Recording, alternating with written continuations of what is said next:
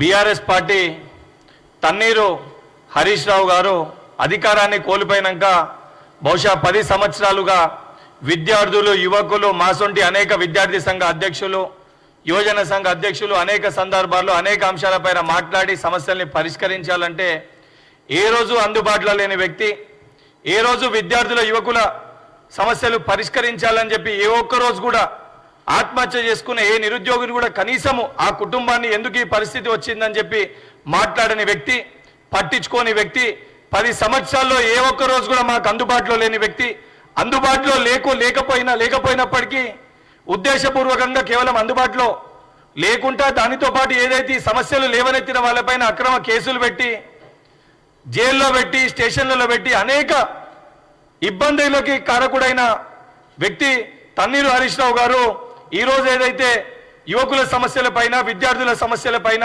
తెలంగాణ సమాజాన్ని తెలంగాణలో యువకులని తప్పుదో పట్టించే విధంగా కొన్ని అంశాలని అడ్రస్ చేసి ప్రెస్ ముఖంగా మాట్లాడడం జరిగింది.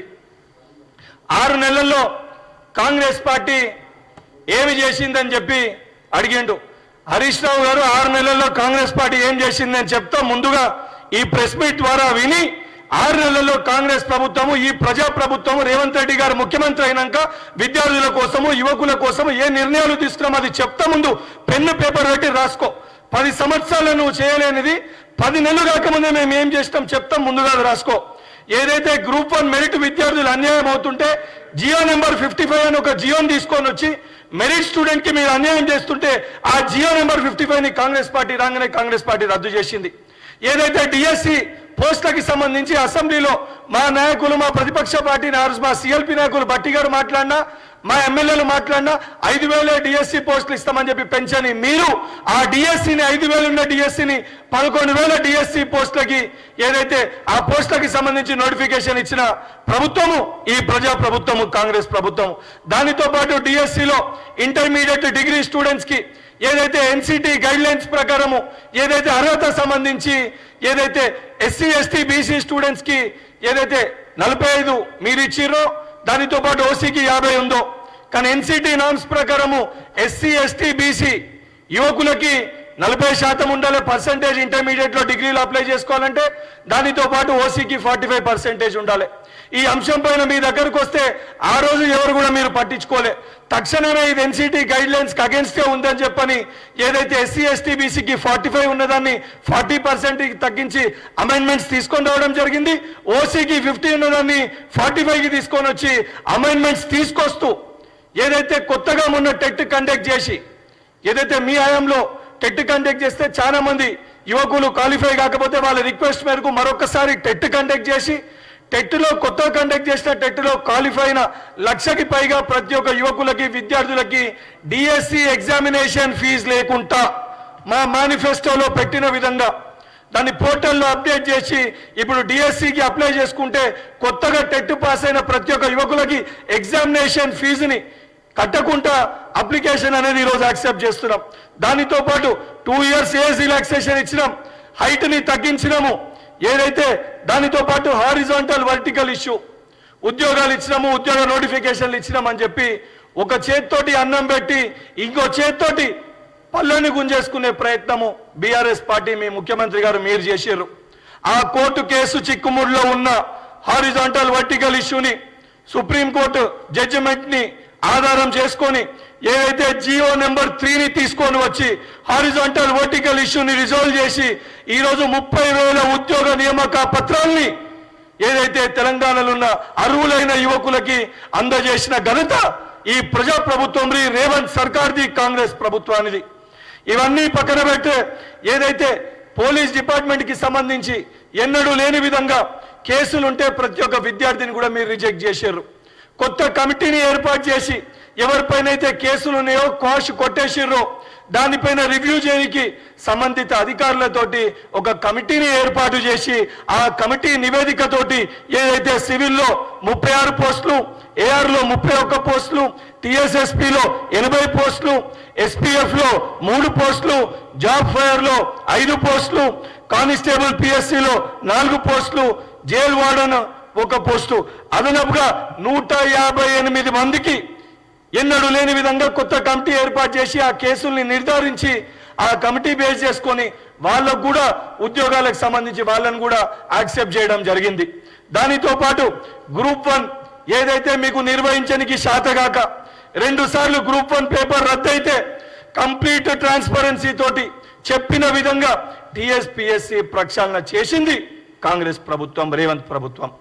దానితో పాటు మా ముఖ్యమంత్రి గారు చెప్పిన విధంగా కంప్లీట్ ట్రాన్స్పరెన్సీ తోటి ఏదైతే బయోమెట్రిక్ ని ఇంప్లిమెంట్ చేస్తూ ఓఎంఆర్ షీట్ పైన కంప్లీట్ ట్రాన్స్పరెన్సీ ఉండే విధంగా ఏ చిన్న అవకతవకలు జరగకుండా ఎగ్జామ్ రాసిన ప్రతి ఒక్క యువకునికి భరోసా కల్పించే విధంగా గ్రూప్ 1 ఎగ్జామ్ ని నిర్వహించిన ఘనత, అంత ట్రాన్స్పరెన్సీ తోటి నిర్వహించిన ఘనత ఈ కాంగ్రెస్ ప్రభుత్వానిది. దానితో పాటు ఏదైతే గ్రూప్ 2, గ్రూప్ 3 అంశాన్ని గురించి మీరు మాట్లాడుతారు, గ్రూప్ 2, గ్రూప్ 3 అంశానికి సంబంధించి పోస్టులు పెంచుతామనే దానిపైన ఆ సంబంధించిన డిపార్ట్మెంట్లకు ఎన్ని వేకెన్సీస్ ఉన్నాయో ఎలక్షన్స్ బిఫోర్ దానికి సంబంధించిన ఆ నోట్ ని కూడా పంపించి ఆ వేకెన్సీస్ ని కూడా తెప్పించుకోవడం జరిగింది. దానితో పాటు ఒక ఎగ్జామ్ కి మధ్యలో మీరు టైం గురించి మాట్లాడుతారు. మీ ప్రభుత్వం అధికారంలో ఉన్నప్పుడు టైం పక్కన పెట్టండి, ఒకే రోజు 2 ఎగ్జామ్లు 3 ఎగ్జామ్లు ఉన్నాయి, విద్యార్థులు నష్టపోతారని చెప్పి చెప్తే పట్టించుకునే దాఖలాలు లేవు మీ దగ్గర. ఈరోజు చాలా స్పష్టంగా కాంగ్రెస్ ప్రభుత్వం ఏర్పడ్డాక సింగరేణికి సంబంధించి ఎలక్ట్రిసిటీ బోర్డుకి సంబంధించి ఒక ఎగ్జామ్ కండక్ట్ చేస్తే ఇదే ఓవర్లాప్ విషయం వస్తే అన్ని ప్రక్రియలు పూర్తయినాక కూడా 5 రోజులు ఎగ్జామ్ కండక్ట్ చేసేది ఉంటే విద్యార్థుల విజ్ఞప్తి మేరకు ఆ రోజు పట్టి విక్రమార్క గారితో మాట్లాడి ఇమీడియట్ గా ఆ ఎగ్జామ్ ని క్యాన్సిల్ చేయించి ఆ ఎగ్జామ్ ని తర్వాత కండక్ట్ చేస్తామని చెప్పి విద్యార్థులకు అండగా నిలబడ్డ ప్రభుత్వం ఈ ప్రజా ప్రభుత్వం. ఇవన్నీ పక్కన పెట్టి ఈరోజు ఈ అంశాలపైన ఏదైతే గ్రూప్ 1 సంబంధించి 1:50 కాదు 1:100 ఇవ్వాలని చెప్పి చెప్తున్నారు. 100% గ్రూప్ 1 1:100 ఇవ్వాలనే ఉద్దేశం ఏదైతే గతంలో బట్టి విక్రమార్క గారు అసెంబ్లీలో కూడా మాట్లాడారు, దానిపైన సంబంధించి మా గౌరవ ముఖ్యమంత్రి గారి దృష్టికి కూడా ఈ సమస్యని తీసుకొని వెళ్ళినాము. దానిపైన ప్రభుత్వం రివ్యూ చేస్తుంది. గ్రూప్ 2, గ్రూప్ 3 పోస్టుల పైన కూడా దాన్ని పెంచితే ఏ రకమైన లీగల్ కాంప్లికేషన్స్ రాకుండా ఏ రకంగా ముందుకి తీసుకొని వెళ్ళాలనే ఉద్దేశంలో కూడా ఈ ప్రభుత్వం ఆలోచిస్తుంది. ఆ కోణంలో ముఖ్యమంత్రి గారు కూడా సంబంధించిన టీఎస్పీఎస్సీ చైర్మన్ గారితో కూడా డిస్కషన్స్ నడుస్తున్నాయి. జియో 46-317 మీరు సృష్టించిన సమస్యలు, మీరు ఉద్దేశపూర్వకంగా మీరు చేసిన నష్టం. 10 సంవత్సరాలు మీరు ఈ సమస్యలన్నీ సృష్టిస్తే ఆ ప్రతి సమస్యని పరిష్కరించడానికి స్టెప్ బై స్టెప్ ఎవరికి నష్టం జరగకుండా, విద్యార్థుల మధ్యలో చిచ్చు పెట్టకుండా, విద్యార్థులు ఒకరిపైన ఒకరు ఒక సెక్టర్ ఏమో పోస్ట్ పోన్ చేయాలని మరొక సెక్టర్ ఏమో పోస్ట్ పోన్ చేయొద్దని చెప్పని డిఫరెంట్ ఆఫ్ ఒపీనియన్స్ ఉన్న అందరినీ ఏకదాటిపైకి తీసుకొని వచ్చి మీరు 10 సంవత్సరాల్లో చేసిన కచరాని ఒకటొకటిగా మేము క్లీన్ చేసుకుంటూ వస్తున్నాం. ఈరోజు హాస్యాస్పదంగా ఏమనిపిస్తుందంటే హరీష్ రావు గారు బహుశా 10 సంవత్సరాల్లో ఈ అంశాలు ఎప్పుడు తెలిసి ఉండే ఆయనకి. ఈరోజు ఏదైతే మేము పరిపాలించే తీరు తట్టుకోలేక జీర్ణించుకోలేక నీకు నీ బామ్మర్దికి మధ్యలో అవుతున్న పంచాయతీ బయటికి రావద్దనే ఉద్దేశంతో నిరుద్యోగులని వాడుకొని ఈ అంశాలని బయటికి తీసుకొని వచ్చి తప్పుడు ప్రచారం చేసే ప్రయత్నము బీఆర్ఎస్ పార్టీ నాయకులు, వాళ్ళకి సంబంధించిన కొంతమంది వ్యక్తులు ఈ యొక్క యువకులని రెచ్చగొట్టి రాజకీయ లబ్ధి పొందే ప్రయత్నం చేస్తున్నారు. నిజంగా మీకు చిత్తశుద్ధి ఉంటే ఆ రోజు ఇదే చిక్కడపల్లి సెంట్రల్ లైబ్రరీలో ఏదైతే ప్రవళిక అని ఒక చెల్లె ఆత్మహత్య చేసుకుంటే ఆ కుటుంబంతో మీరు వ్యవహరించిన తీరు, ఆ చెల్లె గురించి మీరు మాట్లాడిన వంకరి మాటలు యావత్ తెలంగాణ సమాజం గమనించింది. మీ యొక్క వ్యవహార శైలి ఏ విధంగా ఉంటే ప్రజలందరూ కూడా చాలా స్పష్టంగా చూసారు. నిజంగా మీకు చిత్తశుద్ధి ఉంటే ఈ అంశాలన్నిటిపైన మాకు సంపూర్ణ అవగాహన ఉంది. మేము చేసిన ప్రతి ఒక్క దానిపైన మేము బహిరంగ చర్చకి మేము సిద్ధంగా ఉన్నాం. 10 సంవత్సరాల్లో నేను విసిరిన ప్రశ్నలు ఈ జియో 46 తప్పిదం మీది కాకపోతే, 317 తప్పిదం మీది కాకపోతే, హారిజాంటల్ వర్టికల్ ఇష్యూ తప్పిదం మీది కాకపోతే, ఏదైతే డిఎస్సికి సంబంధించి ఏజ్కి సంబంధించి తక్కువ చేయడం తప్పిదం మీది కాకపోతే, ఇవి అన్ని అంశాలని 10 సంవత్సరాల్లో మీరెందుకు పరిష్కరించలేకపోయినరు? 10 నెలలు కాకముందే మేము ఏ రకంగా పరిష్కరించగలిగినామో కొంచెము విజ్ఞతతోటి ఆలోచించాలని చెప్పి హరీష్ రావు గారిని కోరుతున్నా. దానితో పాటు ఏదైతే సిఎంఆర్ఎఫ్కి సంబంధించి సిఎంఆర్ఎఫ్ ఇష్యూ పైన మాట్లాడుతూ 60,000 చెక్కులు ప్రింట్ అయి కేసీఆర్ ముఖం ఉందని చెప్పని దాన్ని పంచుతలేరని చెప్పి చెప్తుర్రు. చాలా స్పష్టంగా సిఎంఆర్ఎఫ్ లో కూడా ఏ రకంగా అవినీతికి పాల్పడి ఒకే వ్యక్తి పేరు పైన అకౌంట్ నెంబర్ను మార్చి ఏ రకంగా ఆ పైసల్ని కూడా హరీష్ రావు గారు సంబంధించిన వ్యక్తులు దండుకుర్రో చాలా స్పష్టంగా ఆ డిపార్ట్మెంట్లో కొంతమంది వ్యక్తుల్ని కూడా ఈ ఇష్యూ పైన అరెస్ట్ చేయడం జరిగింది. వాస్తవానికి ఉన్నాయి 30,000 చెక్కులు. ఆ 30,000 చెక్కుల్లో కూడా ఏ రకంగా స్కాములు చేసిరో అవన్నీ అతి త్వరలో హరీష్ రావు గారు మీరు చేసిన తప్పిదాలు కూడా మీరు చేసిన స్కాములు కూడా బయటికి వస్తాయి. మీ పేషీలో పనిచేసిన వ్యక్తులు ఆల్రెడీ అరెస్ట్ అయినరు. ఏదైతే ప్రజాప్రభుత్వం ఏర్పడినాక రేవంత్ రెడ్డి గారు ముఖ్యమంత్రి అయిన తర్వాత చాలా స్పష్టంగా ఏదైతే జూన్ ఆ ఇష్యూకి సంబంధించి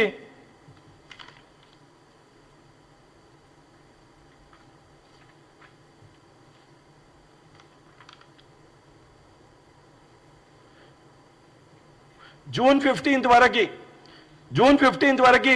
75,000 చెక్కులు తయారైనాయి. 75,000 చెక్స్ ప్రిపేర్ అయినాయి. ఆల్రెడీ ఆ సంబంధించి 15,000 చెక్కుల్ని లబ్ధిదారులకు కూడా చేకూర్చినాము. దానితో పాటు మిగతాది కూడా ప్రాసెస్లో ఉంది. ఏదైతే మీరు స్కామ్ చేసి మీరు దోచుకుందో ఆరోగ్యశ్రీ 5 లక్షలు ఉన్న ఆరోగ్యశ్రీని కూడా ఈరోజు 10 లక్షలకి పెంచిన ఘనత కాంగ్రెస్ ప్రభుత్వానిది, రేవంత్ రెడ్డి గారిది. ఇవన్నీ పక్కన పెట్టి మీరు చేసిన స్కామ్ల పైన మాట్లాడక మీరు దొంగతనం చేసి ఆ దొంగతనం బయటికి రావద్దనే ఉద్దేశంతో దొంగతనం చేసిన వ్యక్తులే ఈరోజు దొంగతనం ఎట్లా జరిగిందని చెప్పి మాట్లాడే విధంగా చెప్పే విధంగా చిత్రీకరించే ఒక ప్రయత్నము మీరు చేస్తుర్రు. ఏదైతే ప్రతిపక్ష పార్టీగా ఉన్న మీకు ఇది కరెక్ట్ కాదు.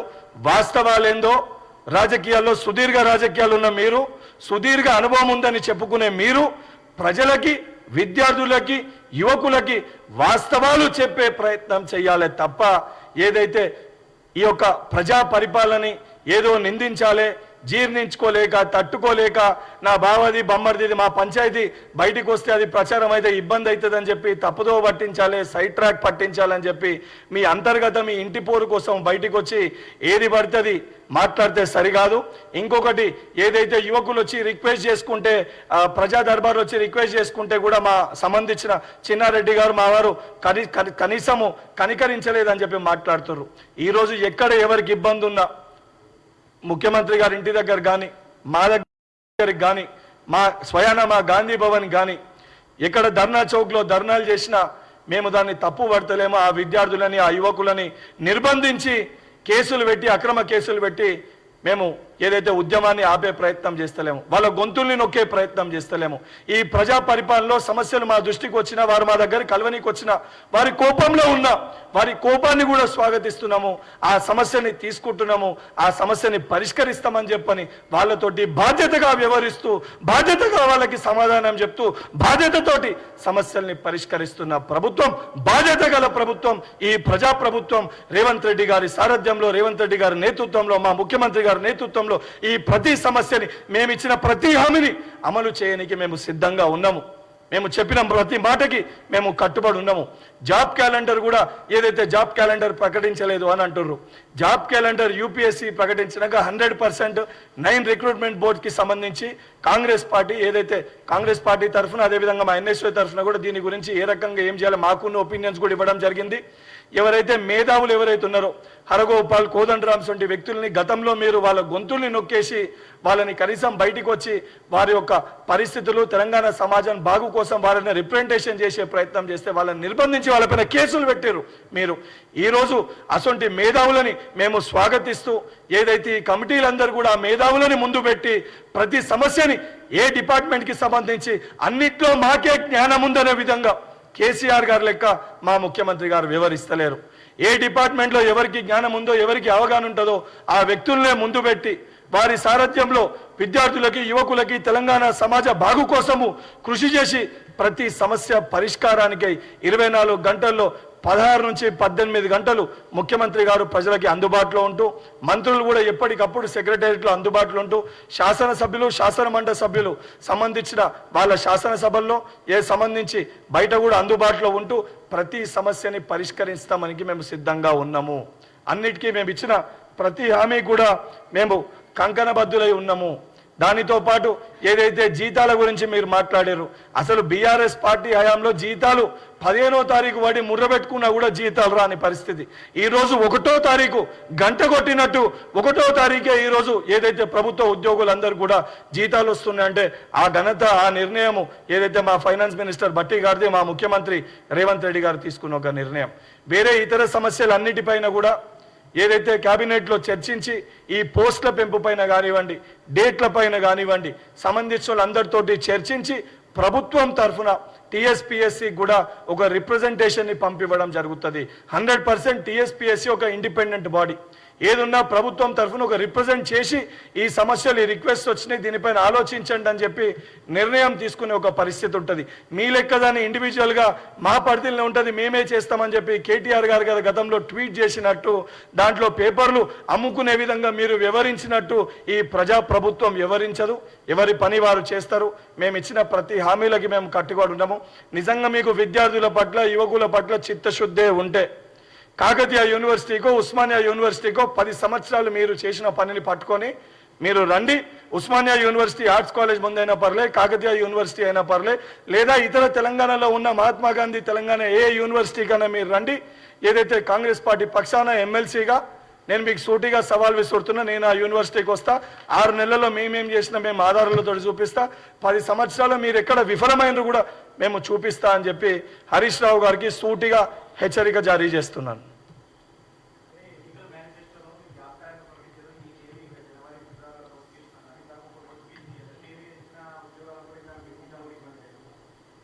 జీతాల గురించి చాలా స్పష్టంగా జీతాలు 1వ తారీఖు వస్తున్నాయా లేదా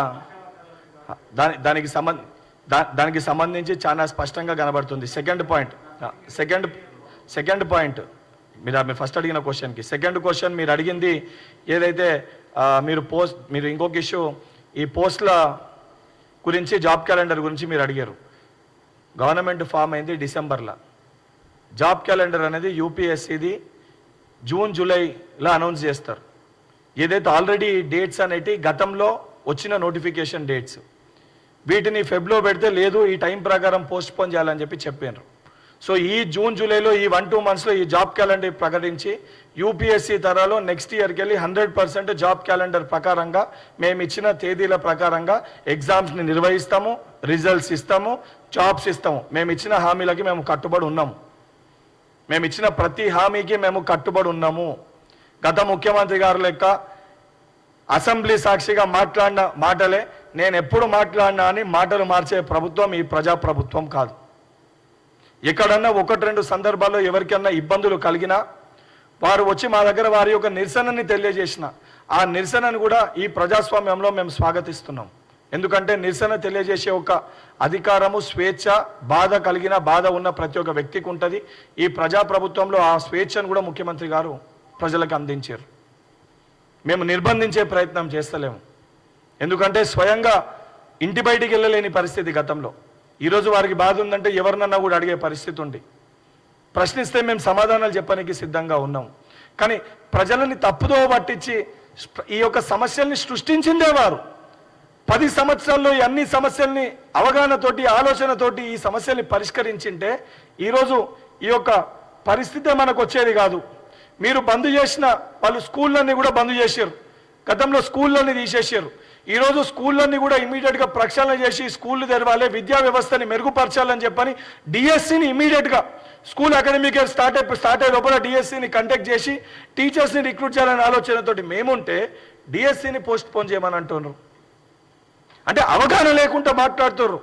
అంటే స్కూల్స్ని ప్రక్షాళన చేసి స్కూల్స్లో టీచర్స్ని రిక్రూట్ చేస్తేనే విద్యా వ్యవస్థ మెరుగుపడుతుందనే ఆలోచనతోటి ఈ ప్రజాప్రభుత్వం ఉంది.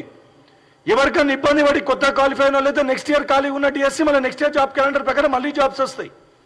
ముఖ్యంగా నేను యువకులకి చెప్పదలుచుకుంది ఒకటే, ఈసారి జాబ్స్ వచ్చినాక మళ్ళీ 5 సంవత్సరాలు 6 సంవత్సరాలు జాబ్స్ రావేమో, ఆ పరిస్థితే ఉంటుందనే ఉద్దేశంతో ఇప్పుడే అన్ని పెట్టేసేయండి, పోస్ట్ పోన్ చేయండి, మాకు ప్రిపేర్ కానీ టైం కావాలని చెప్పి యువకులు అడుగుతారు. వాళ్ళు నేను తప్పు పడతలేను. ఎందుకంటే గత 10 సంవత్సరాల పరిస్థితి ఆ విధంగా ఉంది కాబట్టి వారి ఆలోచన ఆ విధంగా ఉంది. కానీ 100% జాబ్ క్యాలెండర్ని ప్రకటిస్తాము. ఏదైతే మేనిఫెస్టోలో ఉన్న విధంగా ఆ తేదీల పరంగా నెక్స్ట్ ఇయర్ అదే రకంగా నోటిఫికేషన్స్ వస్తాయి, రిజల్ట్స్ వస్తాయి, జాబ్స్ తప్పనిసరిగా మీకు ఇచ్చి తీరుతాం.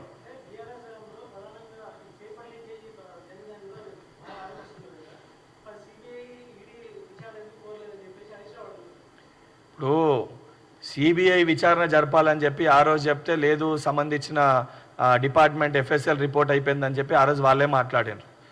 ఏదైతే నేనే పిటిషనర్ ఆ కేసులో. ఈరోజు వాస్తవానికి సిబిఐ ఏదైతే వ్యవహరిస్తున్న తీరు నీట్ పేపర్ లీకేజ్ పరిస్థితే చూసినాం. సో దానికి సంబంధించి ఆ పేపర్ లీకేజ్ పైన దానికి కూడా ముఖ్యమంత్రి గారు రివ్యూ చేసి కఠినంగా ఎవరైతే నేరస్తులు ఉన్నారో దానిపైన కూడా రివ్యూ నడుస్తుంది, వాళ్ళని కఠినంగా శిక్షిస్తాం. గతంలో ఆ ప్రభుత్వం వాళ్ళు లీక్ చేశారు కాబట్టి ఆ పైనకి అప్పచెప్తున్నానో వాళ్ళు చేస్తారనే ఉద్దేశంతో ఉండే. కానీ నిన్న నీట్ పేపర్ లీకేజ్ చూస్తే వీడిని చూసి వాడు కూడా నేర్చుకుంటూ, వీడు పేపర్ లీకేజ్ చేసింది చూసి వీడిని చూసి వాడు నీట్ పేపరే లీక్ చేసిండు పైనోడు, వాడు దానిపైన స్పందిస్తలేడు. వీళ్ళిద్దరిపైన ఏదైతే నమ్మకం లేదు కాబట్టి ఈరోజు దాన్ని సిబిఐ కాక ఇక్కడనే కమిటీని ఏదైతే సంబంధించి దాన్ని రివ్యూ చేసి ఏర్పాటు చేసి నేరస్తులని కఠినంగా శిక్షించి మీడియా ముఖంగానే ఆధారాలతో సహా బయట పెడతాం. అండ్ కోర్టులో నేను వేసిన ఏదైతే పిటిషన్ ఉందో ఆ పిటిషన్ అట్లనే పెండింగ్ ఉంది.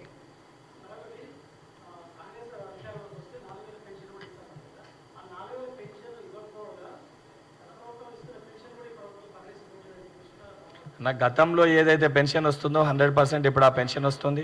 ఆ సంబంధించిన ఇంక్రిమెంట్ పెన్షన్ ఆ విషయాలపైన సంబంధించిన మా పార్టీ అదే చెప్తున్నా, ఇవ్వట్లేదంటే అంత ఏదైతే సుదీర్ఘ రాజకీయాలు ఉన్న వ్యక్తి, మంత్రిగా పనిచేసిన వ్యక్తి ఏదన్నా మాట్లాడినప్పుడు ఆరోపించినప్పుడు ఆధారాలతోటి మాట్లాడాలి. ఈ మధ్యలో బీఆర్ఎస్ పార్టీ నాయకులు ఏది మాట్లాడినా ఆధారాలు లేక నోటికి ఏది వస్తే అది వచ్చి మాట్లాడుతారు. వాళ్ళకి అంతర్గతంగా వాళ్ళ ఇంట్లో పంచాయతీ, ఆయనకి కేటీఆర్ గారికి మధ్యలో పంచాయతీ ఉంటే ఆయన టీవీలో ఎక్కువ కనబడుతుంటే నేను ఏదోటి మాట్లాడకపోతే నేను మాట్లాడాలని చెప్పి నోటికి ఏది వస్తుంది మాట్లాడొద్దని చెప్పి నేను చెప్తున్నా వారికి. ఏదన్నా చెప్తే ఆధారాలతో. ఇప్పుడు సీఎంఆర్ఎఫ్ చెక్ల గురించి మాట్లాడారు, 60,000 చెక్కులను అన్నారు. సీఎంఆర్ఎఫ్ చెక్లకు సంబంధించి స్కామ్ జరిగిందని చెప్పి కొంతమందిని అరెస్ట్ చేసిరని చెప్పి అందరికీ చాలా స్పష్టంగా మనకి తెలుసు. ముందు ఆ స్కామ్ జరిగిందా జరగలేదా దానిపైన స్పష్టత ఇవ్వమనండి. మంత్రిగా పనిచేసిన వ్యక్తి జరిగిందా జరగలేదా స్పష్టత ఇచ్చి ఏ డేటినా నువ్వు మంత్రివే కదా, మంత్రిగా పనిచేసినావు కదా, ఎట్లా పెండింగ్ ఉన్నాయి ఎక్కడ పెండింగ్ ఉన్నాయి డేటా ఉంటుంది కదా, డేటా తీసుకొచ్చి సమర్పించండి. లేదా మా ముఖ్యమంత్రి గారి టైం నేను ఇప్పిస్తా, మీరు రండి పోదాము, ఆ డేటా చూపి ఆ సమస్యని పరిష్కరిస్తాం. ఎట్లన్నా మేమప్పుడు మీరు అధికారం ఉన్నప్పుడు మేము టైం అడిగితే ఫోన్లు కూడా లేపలే. కానీ ఈరోజు మేము నేరుగా చెప్తున్నాం, సమస్యలుండి ప్రజల ఏదైతే ఉపయోగపడే అంశం ఏదున్నా అది మా దృష్టికి తీసుకొని రండి. మా గౌరవ ముఖ్యమంత్రి గారి అపాయింట్మెంట్ నేనే మీకు ఇప్పిస్తా. నేరుగా మీరు ఎందుకంటే తెలంగాణలో మీరు కూడా ఒక శాసనసభ్యులుగా ఉన్నారు కాబట్టి తప్పనిసరిగా మిమ్మల్ని తీసుకొని వెళ్ళి ముఖ్యమంత్రి గారిని కల్పించి సమస్య ఏ విధంగా పరిష్కారం అవుతుందనే చర్చ కూడా మేము సిద్ధంగా ఉన్నాం. మేము వాళ్ళ లెక్క అసెంబ్లీకి రమ్మంటే రారు, ప్రతిపక్ష నాయకుడు అసెంబ్లీలో వచ్చి చర్చ పెట్టమంటే పెట్టరు, ప్రజల సమస్యలు ఆధారాలతో బయట పెట్టమంటే బయట పెట్టరు, వాళ్ళ స్కామ్ల గురించి ఏదైతే ఎక్స్ప్లెనేషన్ ఇవ్వమంటే ఇయ్యరు. ఫామ్ హౌస్లో కూర్చొని ఏసీలకి పరిమితే ఇంట్లో కూర్చొని ఏది పడుతుంది మాట్లాడి ఏది పడుతుంది తప్పుడు సంకేతాలు తప్పుడు స్టేట్మెంట్స్ ఇచ్చి తెలంగాణ యువతని వాడుకునే ప్రయత్నం చేయొద్దని హరీష్ రావు గారికి చెప్తున్నారు.